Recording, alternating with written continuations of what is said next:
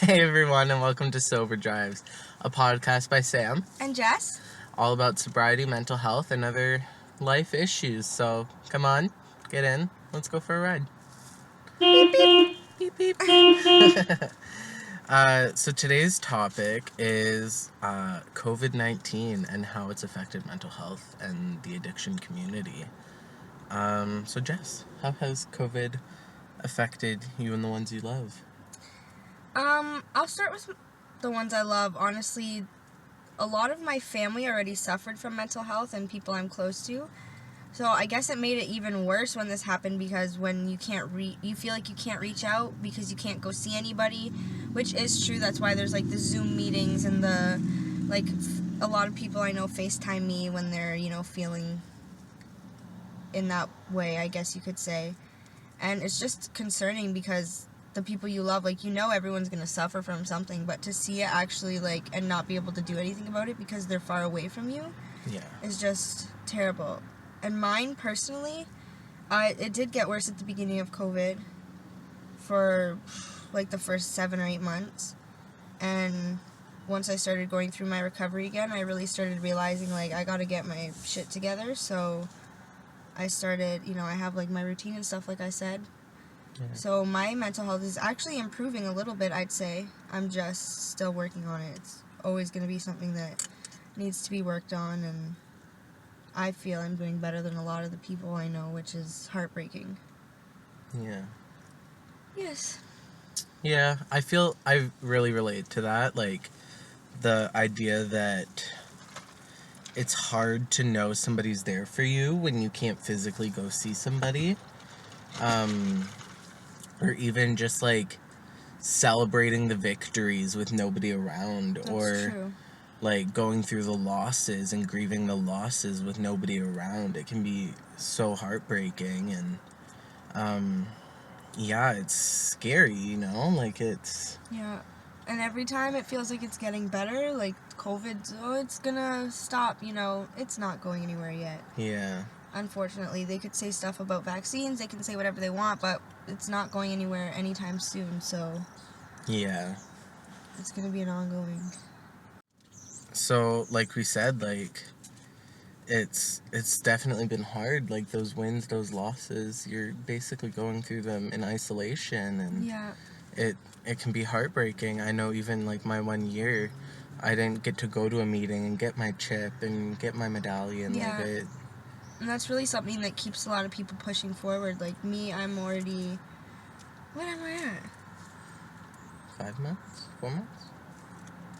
It'll be 5 months on the 11th of April. And I'm That's just awesome. Thank you. But just the thought of not being able to when I had hit my 90 days or my, the thought of not being able to go and get a chip, because that's what really pushes some people sometimes. Especially in the beginning, that goal of, can I make it that another 30 days? Exactly. Even if they're focusing on 24 hours at a time, that chip is a big deal to a lot of people. It's motivation to keep pushing forward, because you have a whole ass rainbow. What do you mean? Yeah. And one thing that the group that I go to says is there are neither prizes nor rewards, but they are, in a way, a motivation. You said, it's a memory of your accomplishment. And even I keep all mine on my keychain, because it reminds me every time I look at my keys that, look at how far I've come. Exactly. I remember getting my 24-hour chip, my 1-day chip. And I remember getting my 1 week, my 30 days, all those different milestones. I remember getting, and I remember how I felt. So, having that reminder of, how I felt then versus how I feel now is huge to me. And you can see the growth, too, that you've already been through, so... Yeah, so... It's a positive thing. It is, I wouldn't say a reward, but definitely something to look forward to. Yeah, for sure. So I actually found this graph, and this will tie into, the whole worsening of mental health that everybody faced at the beginning. It's from Stat Canada, because we're Canadian, so I figured. So I found this stat from Stat Canada that was talking about like general anxiety disorders among different crowds based on their gender identity from June 2020. So I'm gonna show you. We're gonna edit this out. Yeah. But so this is male. So this is pre-COVID. This is no symptoms, mild symptoms, severe symptoms. No symptoms, mild symptoms, severe symptoms. And look at gender diverse people. No symptoms, mild symptoms, severe symptoms. Completely skyrocketed. Yeah, so I'm gonna include a picture like right in here of or maybe I'll just like cut screen, you know? Yeah. I'll show you the graph. But anyways, it talks about how different gender identities have faced different levels of symptoms or different levels among general anxiety. And the thing that really stuck out to me is the gender diverse are experiencing over 60% are experiencing severe symptoms. And my question is why? Why do you think that? That's just after COVID. That's just since June 2020. Yeah. And there's not as much support. I know there's a lot of support for men individually, women individually, even, individuals that are part of the LGBTQ. Even though there's a lot of support for those individuals, or us, I guess, because we are part of that category, I guess. That doesn't sound right. We're part of that family. That group of gender identity expressing. So I think they really should work or focus more on having more places for individuals like us to be able to go to, rather than just, not everyone is trained. Yes, they can be trained in mental health, but there are people working in the field who were trained 30 years ago and who don't want to see any change.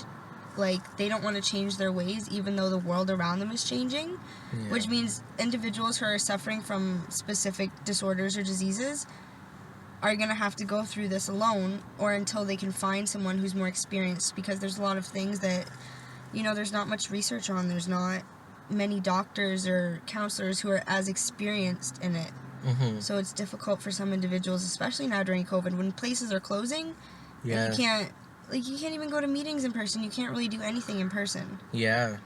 I think another reason why anxiety levels are so high in gender diverse people is because a lot of, and this is going to sound really mean, well, not mean, but horrible to say, is a lot of gender diverse people potentially come from homes that they aren't accepted in. So being in isolation in a home where you're not accepted, your gender identity isn't seen as valid, that would severely cause increased anxiety. And pushes you back in the journey you were already on for your growth. Yeah. If you don't have a positive support system, a healthy support system, and a family or friends even that are going to, and during this time, especially if they're younger, 15, 16, either they get kicked out by their parents, or they're forced to stay home and be miserable. Yeah. Or some families are accepting, and I'm very proud of those families and parents, because my parents were very accepting and open. They're very, they're neutral. They don't care as long as I'm happy. Yeah, me too. And it's sad that there's a lot of parents out there that don't feel that way. Yeah, I think the thing you mentioned with homelessness too is I saw a stat from Toronto, this is probably a year or two ago, that said over 3 out of 5 homeless youth identify as LGBTQ+. Yep. I remember, because we did a project on that too. How sad is that all these kids are feeling are getting forced out or feel forced out of their homes and their families because of how they identify or how they express themselves.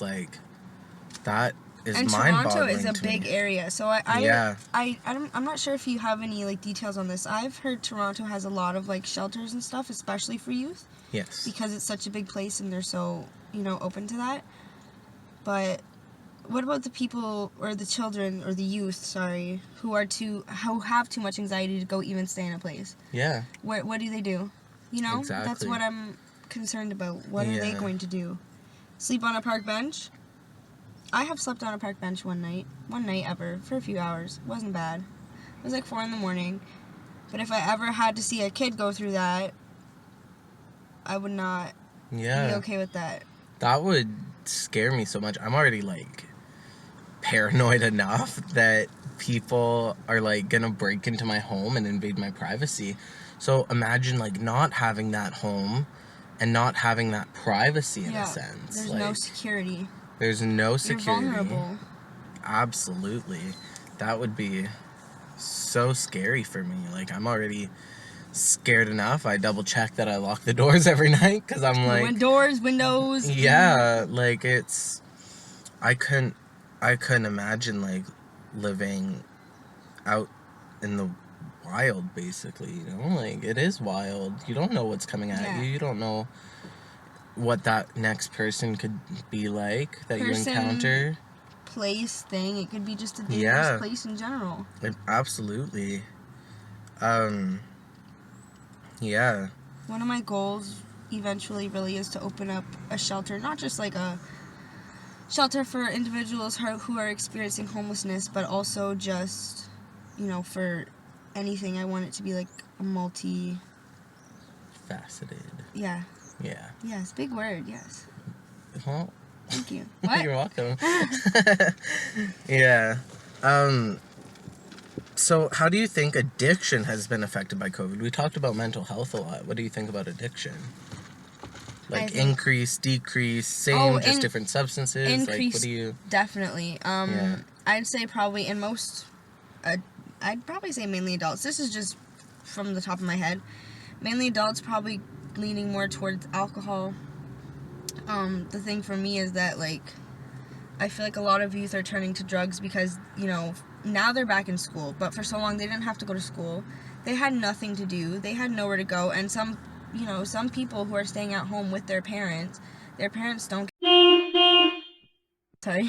It's okay. And are not... and are not, like, they're not in the right headspace, so they just want to be rebellious and do whatever they can to numb whatever they have to feel. Mm-hmm. Which means I feel like a lot more youth and even adults are getting addicted to drugs, alcohol, and it's not like the small stuff. It's not like you're just smoking weed. Like people are dying. Like the death rates from drug overdose since COVID have gone up exponentially. Like what? Yeah. So I definitely say skyrocket. Oh yeah. And I think another thing that you had mentioned that I really believe to be true is the increase in alcohol consumption. Because, so I remember, I don't know if you remember me doing my project on why LCBOs are still considered essential services. But basically, my presentation was on the fact that LCBOs are considered an essential service during lockdowns because withdrawing from alcohol can be more deadly than withdrawing from other substances. So, and that's not a wildly known fact unless you know about addiction and if you know about withdrawal management. Like, that's not a wildly known fact. It really can be deadly. Some people are like, well, I'm not an alcoholic. Or I am an alcoholic, but when I don't have a drink for like a few hours, I just get like a little sweaty. I'm like, have you tried going 2 days without a drink? Like, a lot of people end up in the hospital because they think they can just get off it. It's not like, you know. And there's no shame in asking for help detoxing. There's no shame whatsoever. Yeah. I've been through detox. I've been, like, there's no shame. If you need help, ask for help. It's better than being sit in a corner and, you know, withdrawing by yourself, because that's so dangerous. That is deadly in itself. When there are people who, like, there are people who specifically, that is their career. That is what they do, you know? Yeah. It's just sad to watch some people that aren't able, or people who aren't able or aren't willing to get the help. Like, they want the help, but then they can't push themselves to actually do it. That's heartbreaking. Yeah. And, like, the thing I think a lot of people don't realize as well is the fact that seizures are very common in withdrawal. So, especially from alcohol, yeah. seizures are, I think it was like 3 times more likely to happen with withdrawal from alcohol over meth. Like, that's... Is this like a Canada-wide or like a... Because I know Windsor specifically has a lot of, like, methamphetamine specifically. A lot of those problems. Well, this is just like a withdrawal thing. Yeah. So I'd assume it's And it also a depends widely on known thing. how many people they surveyed Yeah. But from each drug category. 'Cause yeah. alcohol is a drug. Yeah. Like, there's no sorry, not sorry. Yeah, and like I think another, and I always say that, I need to stop saying that. But another thing is that, like, the people that were in recovery that relapsed due to isolation, I feel like now it's so hard to get the help because withdrawal management is always full. Yeah.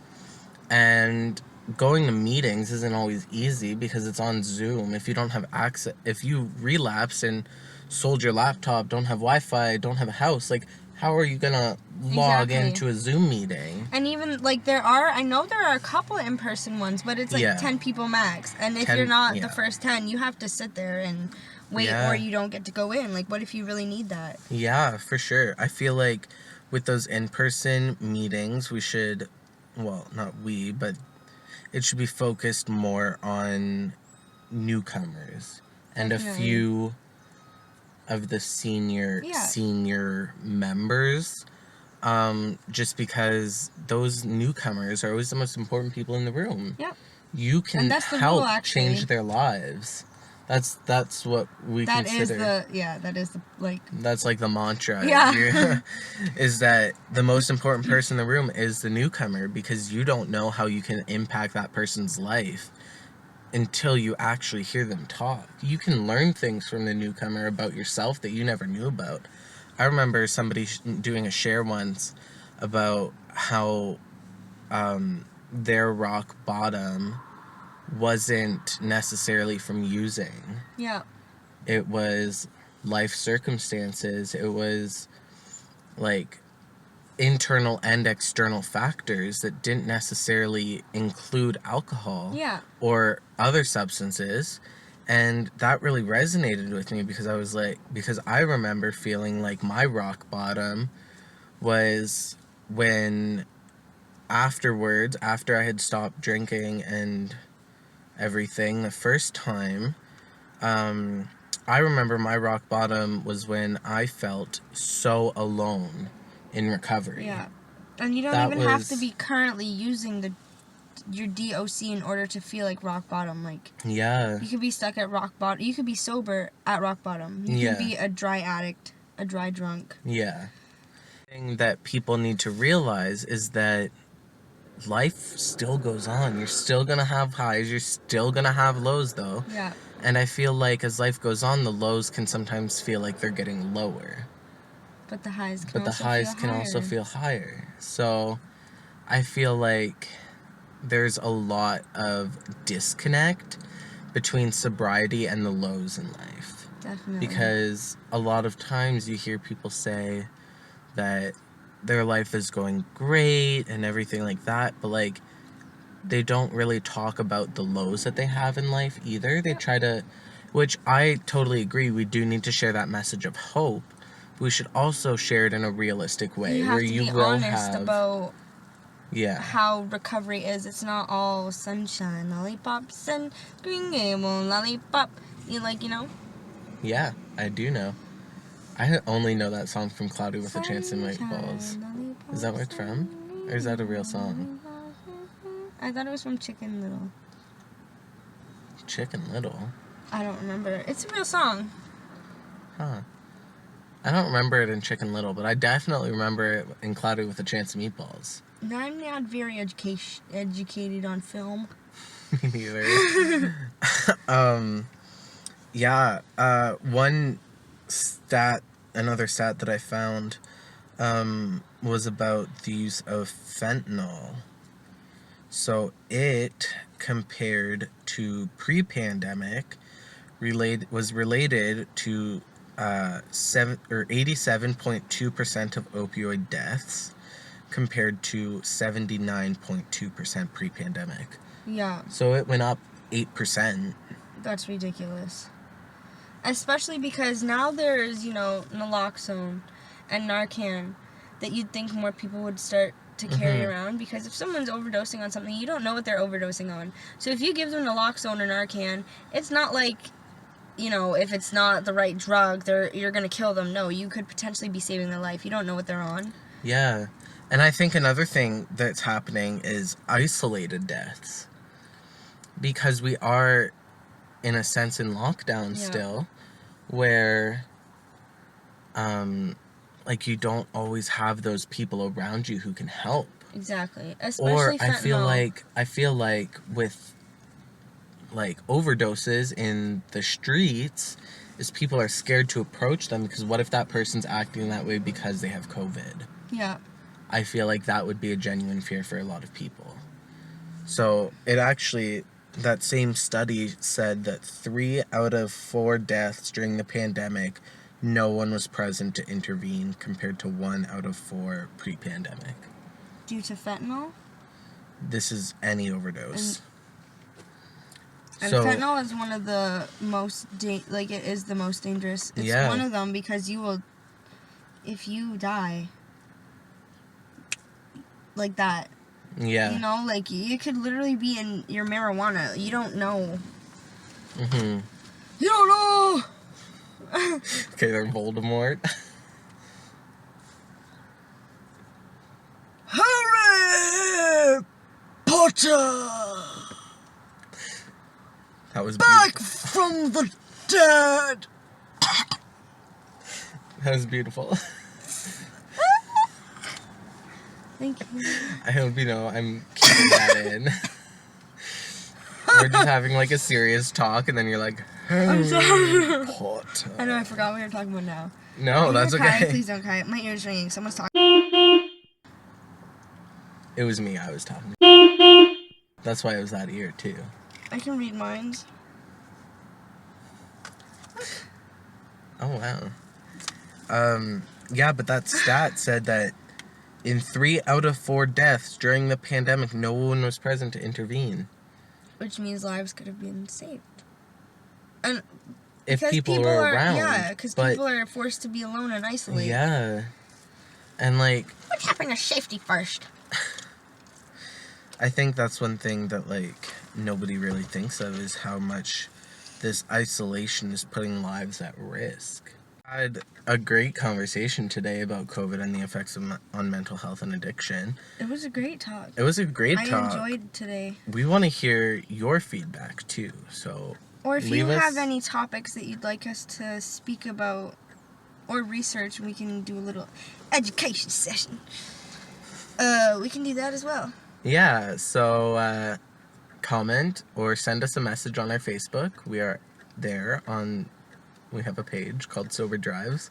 I forgot my words for a second there, but that was cute. So yeah, if you send us a message on Facebook, we will respond. You can find us there at Sober Drives. You can also find us on Instagram at sober.drives. TikTok is sober.drives. And Twitter is drivessober, because it wouldn't let me change our @ Yeah. Happy 24. But happy 24, yes. Everyone, and we hope to see you again listening. Next week. We appreciate you all. We love you all. Yes. I love everyone. We got some McDonald's today. We are truly so grateful to have so many followers already after one video, one podcast. So if we can keep growing, keep sharing us with your friends, have your friends listen to us, or your family, whatever floats your boat, Thank you for that's gonna be a lot of. Thank you for tuning in. Thank you for tuning in. We'll see you next week. I meant to say that Can would I be... stop it? No, I want to go on record and say that I meant to say that would be too many bleeps for me to have to put in a short... Let's hear it. Okay, I'll put that one in, Beep, but beep, beep. I'll beep it. It'll be like honk honk. Thank you. Okay, thanks guys. Thank you.